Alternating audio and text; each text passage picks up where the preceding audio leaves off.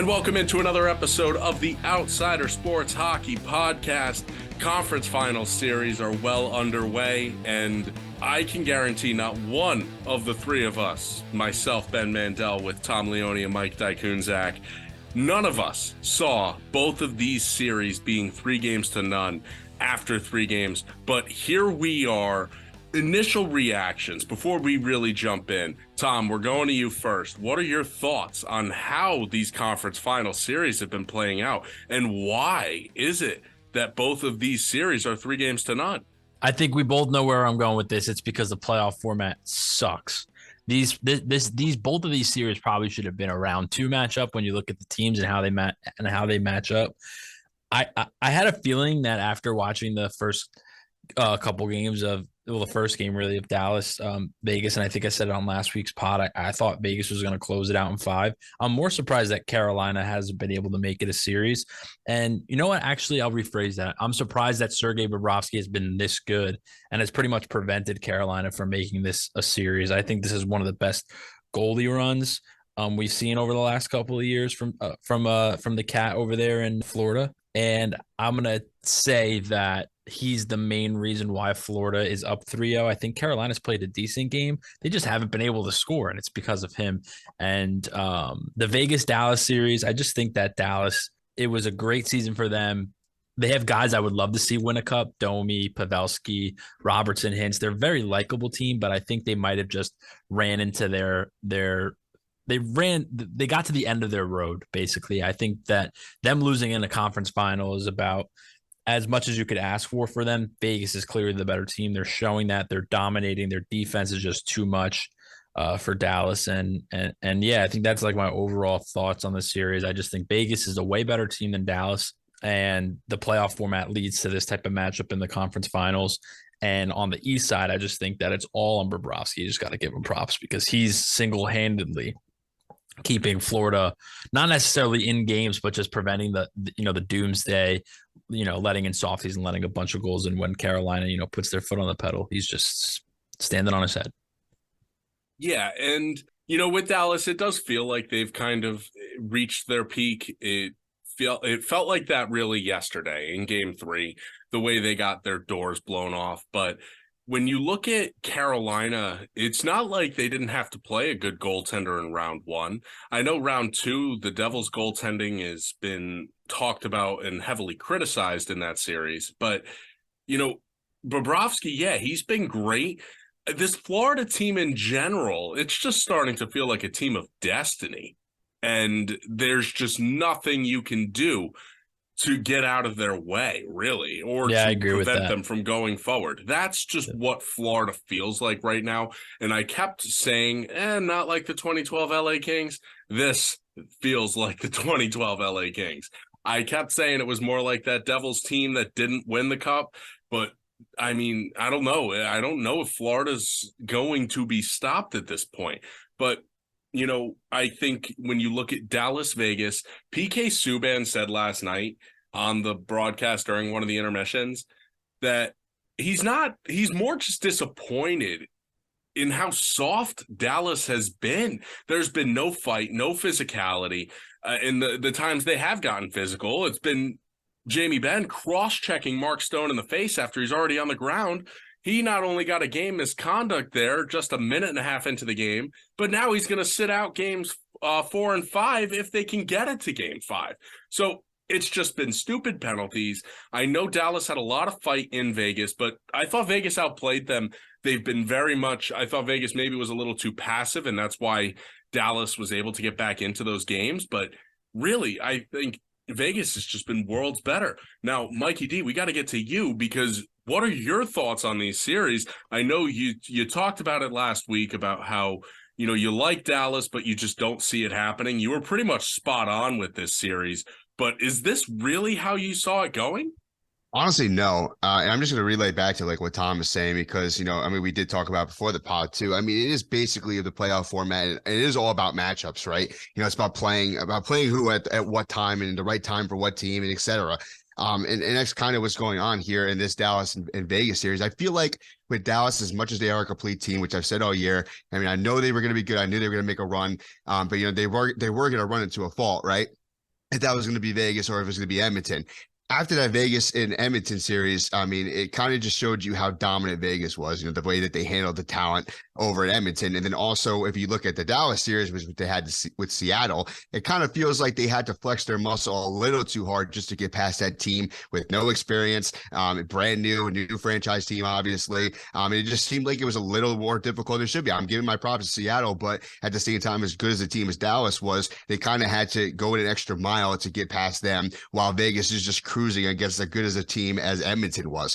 So it is shocking to me because of how complete I've said, that Dallas is with goaltending, all around star power. But at the same time, this Vegas team is just a different notch. And then if I'm just going to talk about the other side of things in the East, we talked about it all year round before the playoffs started, which we knew the match was going to be Rangers and Devils in the first round. We knew that should be a second or a third round series, right? But this playoff format, ruined that. And then, when it comes to the Devils, they just had a little more speed than the Rangers. That's why they got past them. And then they met their speed against Carolina, but obviously the Devils didn't have the goaltending to compete with Carolina, and now Carolina is facing the goaltending problem on their end. It's kind of just all playoffs and matchups that that is throwing all these teams off that we're shocked of why we're seeing blowout series in these conference finals. And you can blame the playoff format, but mostly it's just about playing the right team at the right time or playing the wrong team at the right time, and that's what's happening in both of these series.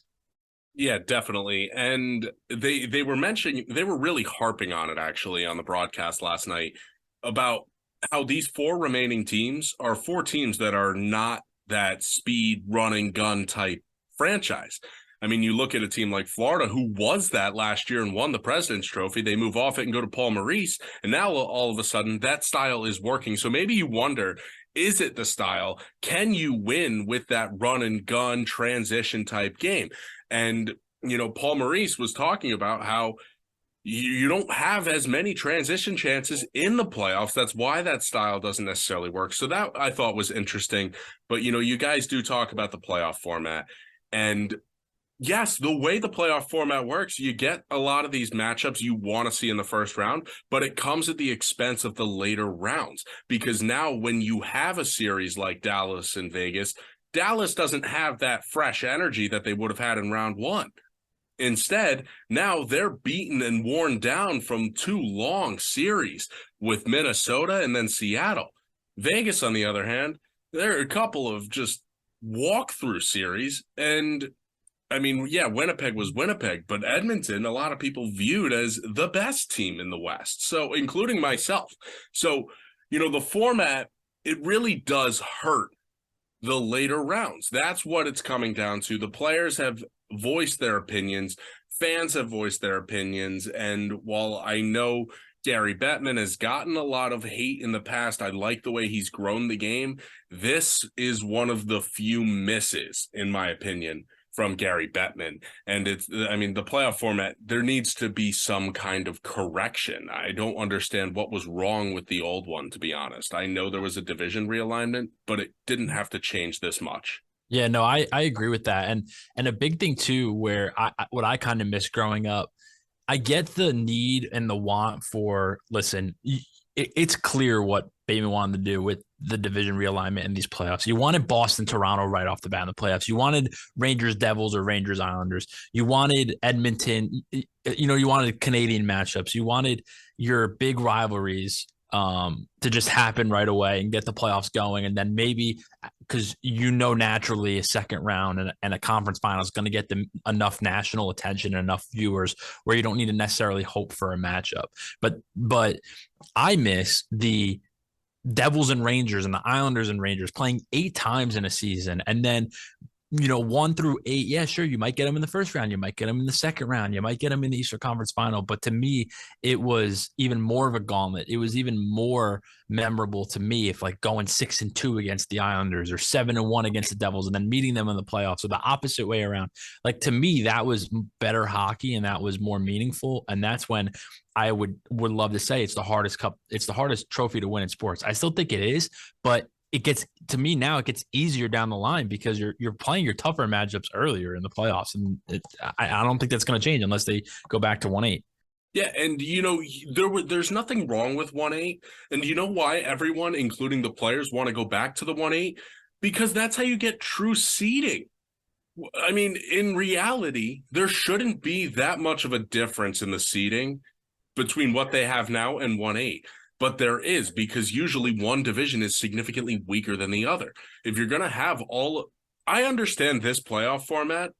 If you had the old schedule format where you're playing your division pretty much exclusively, because then you play out your division. But if you're going to spread the games out the way you do, then the playoff parity, the playoff seeding should be in the same bracket as well, not bracketing off each division.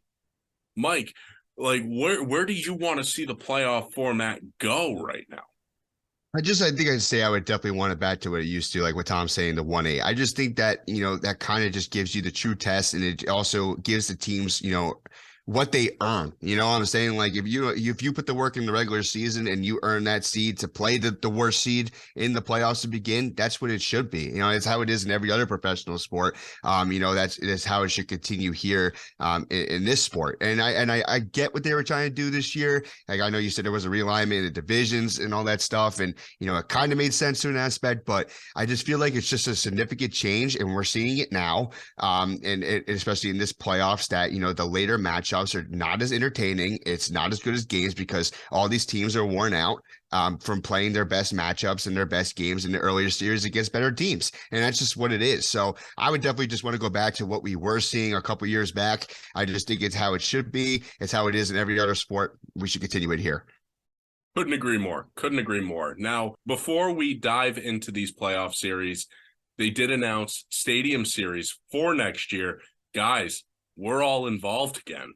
We have 4 teams instead of just the 3 New York, New Jersey teams. Philadelphia joins the group. MetLife Stadium, the Rangers and Islanders, and the Devils and Flyers will play consecutive days. Mike, we'll start with you. What are your thoughts on the stadium series and the Devils getting an outdoor game once again? Are you happy about it? Could you care less? Do you not like the outdoor games? What are your thoughts? Of course I'm happy about it. I think, these outdoor games are kind of like, just like in the MLB, like with the Subway series and stuff like that. It just makes it a bigger deal than it actually is, right? Because this is just the normal matchups that we're seeing, right? We're seeing Devils versus the Flyers, but I kind of like that matchup because I hate Philadelphia and everything they do in every aspect. So it makes me happy. I really want to go to this game. I'd love to see it in an outdoor setting, in a stadium. And obviously it gets a team that I hate the most in the city I hate the most. So I'm entertained. I'm in. And then when it comes to the Rangers Islanders, you can't ask for a better matchup there. That is just I know how much Tom hates the Islanders. So why would he not want to go in an awesome setting in a stadium outdoors and watch his team beat the team that he hates the most too? I just think it makes it in general, these outdoor games, they're always entertaining. I know just for this past year, it was Boston and Carolina, correct? I think that's who it was. I went to New York City. I went to the bar, just to go watch the game specifically. Big crowds is all around. And these people weren't even really fans of either Boston or Carolina. They just no, it wasn't Boston, Carolina. It was Boston, Pittsburgh. My apologies. But nobody was even really fans of either of these teams. They just knew it was a big deal. And it kind of brings the NHL and their platform to a bigger level when they have a big scenery in games like this. I wish that it was those games out in, I think it was like Lake Tahoe. That was gorgeous. Yeah, that was awesome. Except the sun. Remember that game started like 4 hours late because the sun glare? I think they delayed it like 8 hours. It was something crazy where they like played the first period and then they had to delay it. They said it was like the longest intermission in history. But Tom, over to you though on this, and the Rangers getting the Islanders. Before you jump in, Mike, where does Tom sit in this game? Because we know where he's going to be. What section in MetLife does Tom get tickets? Tom is going to be literally at the front of the ice. Does he have his jet seats? Does he try to get his jet seats? Like, honestly, for a hockey game, the jet seats up there in 348 might not actually be bad. I had the joy to go to the Stadium Series in 2014 against the Devils, and we were sitting in the 200 section. And it was perfect, and all the people in the 100s had to stand the whole game because you couldn't. And then I went to the Winter Classic against Buffalo, which was the coldest game I've ever been to. It was like negative degrees outside, and I was in the 100s, and I barely could see. So the upper levels aren't bad. That's a good idea, Ben. I should try to get my try to get your jet seats. Tom will be in a suite with unlimited beer, food, snacks, etc. Courtesy of Supply One. I'll plug the company, Supply One. Hey, who knows? Who knows? Maybe we get some outsider sports credentials in there. But yeah, hopefully. That'd be cool. Tom, Your thoughts though on this stadium series? You know, the Rangers, they've had their share of outdoor games, so you know what it's like, you know the experience. How different is it, and how much more exciting is it as a fan to be playing not only on the national stage, but outdoors on the national stage? It's really cool because the whole season, honestly, it'll probably be mid-year, so you kind of have something to look forward to. It kind of gets you into the hockey season early, right? The team will drop a jersey or drop a leak on and drop different gear. They'll definitely be wearing a different special stadium series jersey. And I kind of wish they did what they did with the stadium series back in 2014, where they kind of had everybody play each other. I don't know if the Devils and Islanders played each other in that three-game thing, right? It was Rangers Devils, then Rangers Islanders, and then Islanders Devils, right? I believe it was just Devils Rangers and Rangers Islanders. The Rangers were the Devils and Islanders were the home teams for both of those games. Yeah, technically, but the Rangers had two. They each had one. Gotcha. And okay, I believe the Rangers were upset about that because the quality of the ice was not good, from what I heard.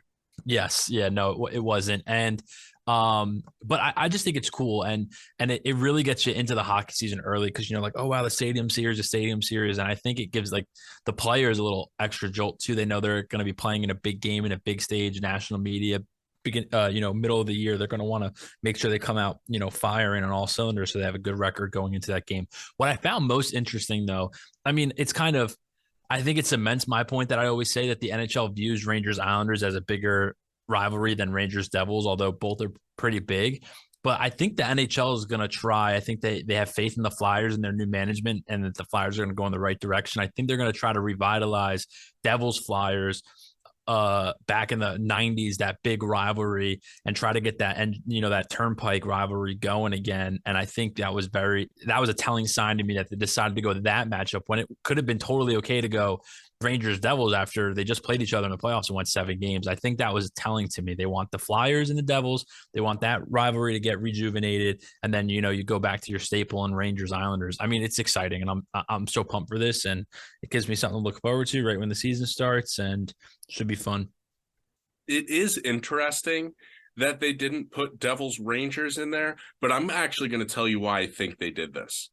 The Islanders and Rangers, the Islanders may be a playoff team next year, but you expect the Devils and Rangers to be back in the playoffs. And with the playoff format, they will likely meet in the first round of the playoffs again. Good point.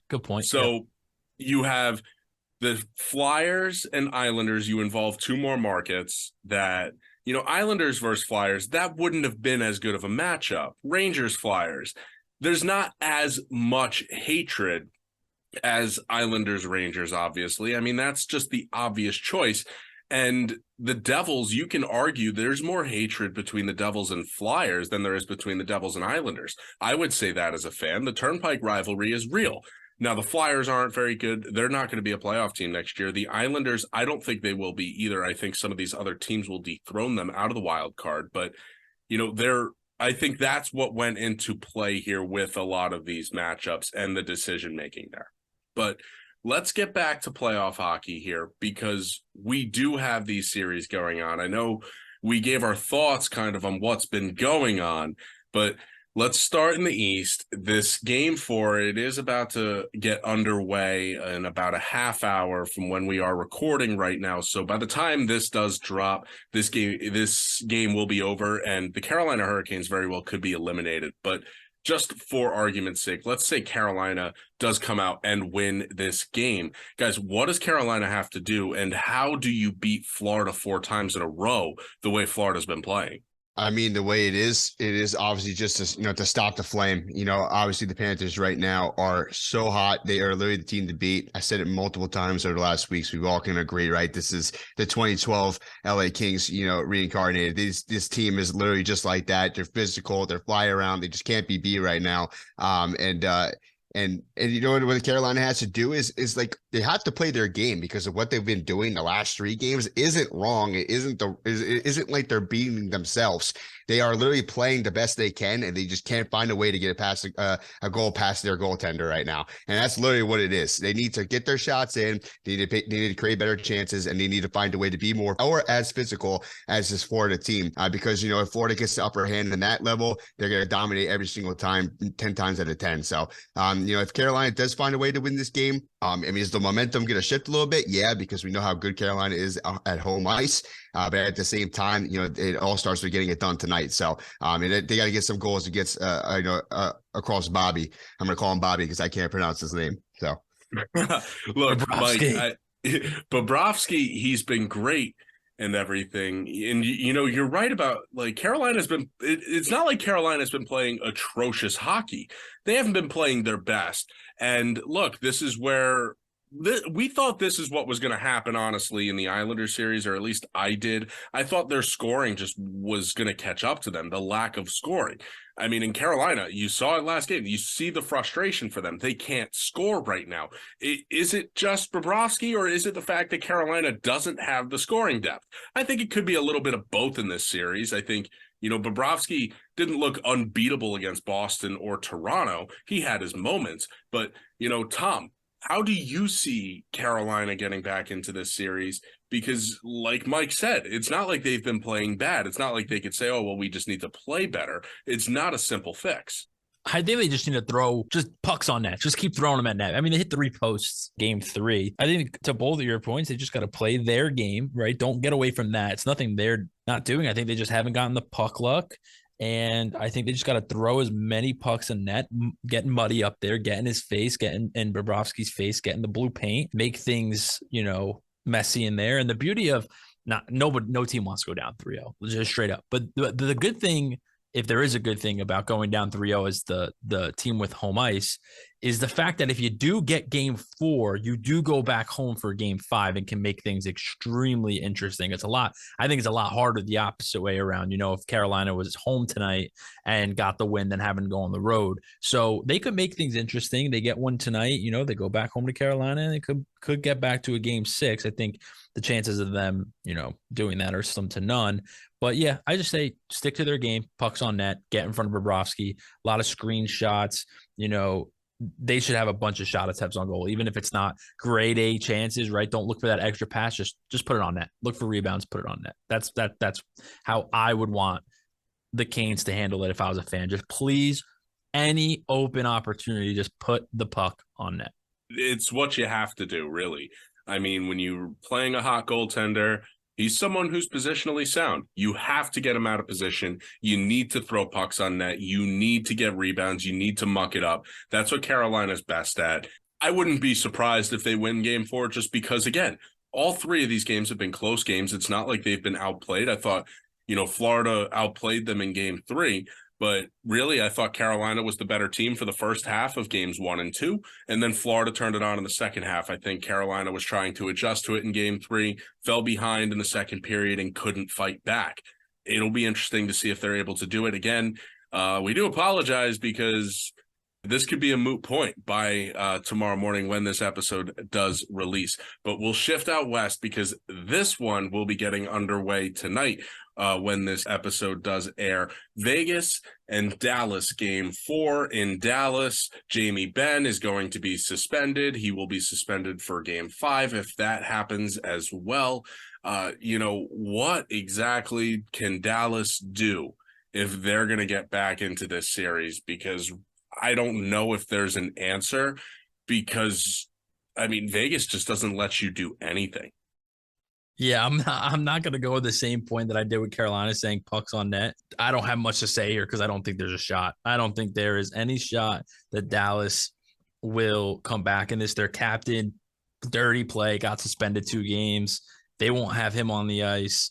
They have veterans like Pavelski and Domi and things like that. Ottinger has been a little off his game. I think to Mike's point earlier, they had a tough series against Seattle. Should have been a telling sign. If they had aspirations to get to the Cup, they probably should have handled Seattle a lot earlier in that series. But, I don't want to totally discredit Seattle, like Mike said. But yeah, I don't have much to say. I can't even formulate an answer on how I think Dallas could come back, because They're not getting depth scoring. Their top line's not scoring, just getting completely shut down. And they don't even look like they belong on the same ice. At least the last game they didn't. So, yeah, looking very bleak. And to my point earlier about the Carolina series, they're the home team right now. They don't have home ice. So even if they won game 4, right, made it 3-1, they got to go back to Vegas and face those fans in that raucous atmosphere and a place where Vegas has just been dynamite in the playoffs through their existence. Yeah, no, thank you. I don't even know, Ben, to be honest. And Mike, I don't know how Dallas gets back into it. So I'm gonna pass on that question. I'm not gonna give you the definite answer because I don't think there is one. I agree with you. I just don't see the light for Dallas at this point. And it's upsetting because, it felt like, the series shifts back home. Maybe things will lighten up. Maybe Dallas will be able to get it done.